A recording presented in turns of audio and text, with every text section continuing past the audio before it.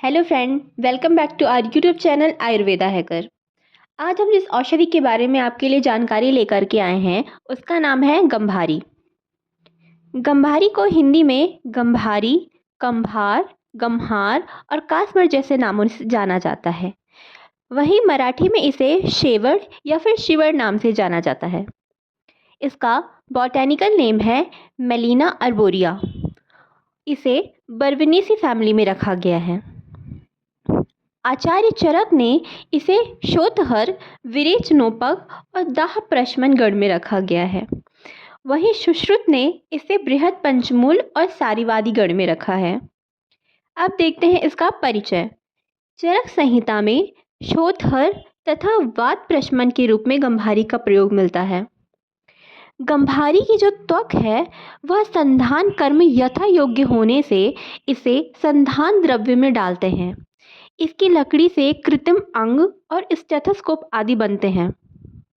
अब देखते हैं इसके पर्याय। इसके पर्याय हैं गंभारी, काश्मरी, श्रीपर्णी, भद्रपर्णी। अब देखते हैं इसकी निरुक्ति कि इन्हें ये नाम क्यों दिए गए हैं। यह अधिक जल तत्व को धारण करती है, इसलिए इसे गंभारी कहते हैं।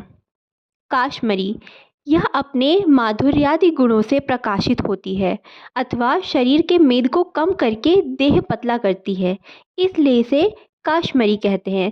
काश मतलब पतला, तो इसे काश्मरी कहते हैं। सर्वतोभद्रा, इसके सभी अंग कल्याणकारक होते हैं। सर्वतोभद्रा। मधुपर्णी, इसके पत्र का स्वरस जो है वो मधुर होता है, इस वजह से इसे मधुपर्णी कहते हैं। और श्रीपर्णी, इसके पत्र बहुत सुंदर होते हैं, इस वजह से इसे श्रीपर्णी कहते हैं। इसका उत्पत्ति स्थान भारत के सर्वत्र क्षेत्रों में पाया जाता है। अब हम देखते हैं इसका वानस्पतिक वर्णन कि अगर आप कोई वृक्ष देखें तो आप कैसे पता लगाएंगे कि ये गंभारी का ही वृक्ष है। यह पहली बात तो यह एक वृक्ष होता है जो कि 50 से 60 फीट ऊंचा होता है। इसकी शाखाएं श्वेताभ तथा रोमस होती हैं। इसकी कांड श्वेताभ, त्वक श्वेत, ताजी त्वक किंचित पीलापन तथा हरियाली लिए हुए श्वेत तथा श्वेताभ धूसर वर्ण की होती है। त्वक पर काले चिन्ह तथा छोटे छोटे गोल दाने होते हैं।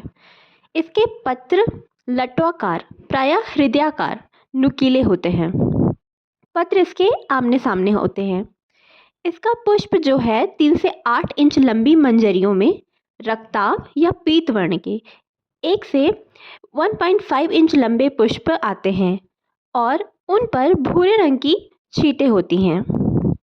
फल इसका रंग में पीतवर्ण, हरित, चमकते हुए साधारण जामुन के फल के बराबर होते हैं। अब देखते हैं इसका रस पंचक। इसके मूल और फल का रस पंचक अलग अलग होता है। मूल का रस तिक्त, कषाय और मधुर होता है। गुण गुरु, विपाक कटु और वीर्य उष्ण होता है। वहीं फल का रस मधुर, कषाय और अम्ल होता है।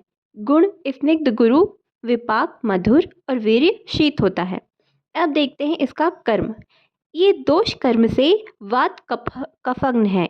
मूल का कर्म है वात कफग्न और फल का दोष कर्म है पित्त शामक। इसके अन्य कर्म देखते हैं। मूल जो है दीपन, पाचन, मेध्य और मल भेदक होती है। वहीं फल जो है बृहण, वृष्य और रसायन होता है। रोगग्नता, ये किस किस रोगों में काम आते हैं।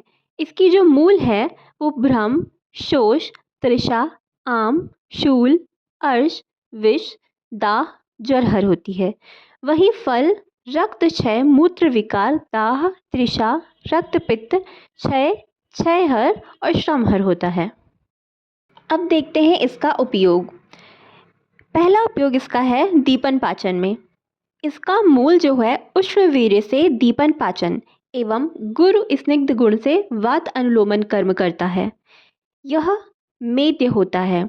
गंभारी फल मधुर शीत होने से पित्त शामक एवं मज्जा व स्रोतस का पोषण करके मेध्य कर्म करता है। बल्य, बृहण और रसायन कर्म। इसका फल मधुर रस होने से मांस आदि धातु वर्धन करके बल्य, बृहण, रसायन कर्म करता है। अतः छत सामान्य दौर्बल्यादि में फलों का प्रयोग करते हैं। ज्वर में इसके मूल का प्रयोग हम वातज ज्वर में करते हैं। फल का पित्तज अंतर्गत दाह त्रिषादि लक्षण में प्रयोग करते हैं। दाह यानी कि कहीं जलन हो रही है और तृषा यानी प्यास। तृषा फल शीत एवं पित्तग्न होने से इसका तृषा समनार्थ प्रयोग करते हैं। इसके अलावा इसका उपयोग रक्त पित्त वृष गर्भ स्थापन और मूत्र विकार में करते हैं। अब देखते हैं इसका आमायिक प्रयोग। पहला, गांधारी फल का यूज किंचित अम्ल होता है। यह मिश्री के साथ रक्त अतिसार में उपयोगी है। दूसरा, यष्टि मधु और गंभारी सिद्ध तैल का वात रक्त में सेवन करना चाहिए। तीसरा, गंभारी फल मज्जा का क्वाथ ठंडा करके मिश्री मिलाकर पीने से दाह तृषा जरादि का शमन होता है। चौथा, गंभारी फल मज्जा को मधु के साथ रक्त पित्त में सेवन कराना चाहिए। पांचवा, गंभारी के पक्व फल को शुष्क करके बनाया हुआ चूर्ण दूध के साथ सेवन करने से शीत पित्त में उपयोगी है। छठवा, गंभारी तैल का नस्य पलित रोग में उपयोगी है। अब देखते हैं इसका प्रयोज्य अंग। इसके प्रयोज्य अंग हैं फल और मूल। मात्रा, मूल त्वक काथ 50 से 100 ml देना है। विशिष्ट कल्प क्या है इसके? बृहत पंचमूलादि क्वाथ, 10 मूलारिष्ट और श्रीपर्णी तैल। इसका केमिकल कंपोजिशन है मेलिनॉल और बीटा सिसिस्टेरॉल।